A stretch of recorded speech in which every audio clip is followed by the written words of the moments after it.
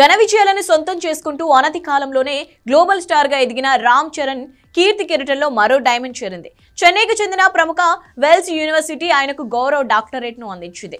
వివిధ రంగాల్లో విశిష్ట వ్యక్తులను గుర్తించి వారికి గౌరవ డాక్టరేట్స్ ఇవ్వటంలో వెల్స్ యూనివర్సిటీ ప్రసిద్ధి చెందింది.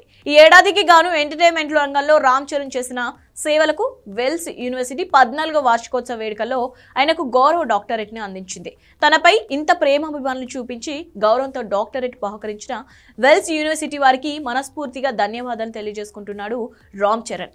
45,000కు పైగా స్టూడెంట్స్ ఉన్నారు. 38 సంవత్సరాలకు పైగా ఈ యూనివర్సిటీని సక్సెస్ఫుల్ గా రన్ చేస్తున్నారు. అలాంటి యూనివర్సిటీ నుంచి నాకు గౌరవ డాక్టరేట్ ఇస్తున్నారనే విషయం తెలియగానే మా నాన్న నమ్మలేదన్నారు. నిజానికి నాకు దక్కిన గౌరవం నాది కాదు, నా అభిమానులది, దర్శకులు, నిర్మాతలు, నాతోటి నటులది. వెల్స్ యూనివర్సిటీని ఇంత విజయవంతంగా ముందుకు తీసుకెళ్తున్న యాజమాన్యానికి, టీచింగ్ సిబ్బందికి, విద్యార్థులకు మనస్ఫూర్తిగా అభినందనలు తెలియజేస్తున్నాను.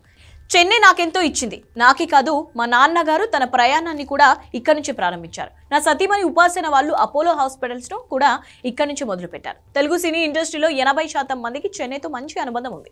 ఏదైనా సాధించాలని కలలు కని చెన్నైకి వస్తే అది నెరవేరుతుంది. అది ఈ ప్రాంతం గొప్పతనం.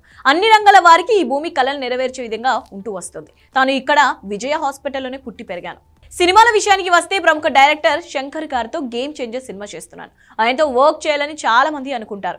నేను ఇప్పుడు ఆయనతో వర్క్ చేయడం మంచి ఎక్స్పీరియన్స్. శంకర్ గారు ఈ సినిమా కోసం చాలా కష్టపడ్డారు. డిఫరెంట్ స్టోరీతో ఈ పొలిటికల్ థ్రిల్లర్ తెరకెక్కుతుంది. 5 భాషల్లో పాన్ ఇండియా మూవీగా సెప్టెంబర్ లేదా అక్టోబర్లో విడుదల చేయాలని మేకర్స్ ఆలోచిస్తున్నారు. చూడాలి మరి.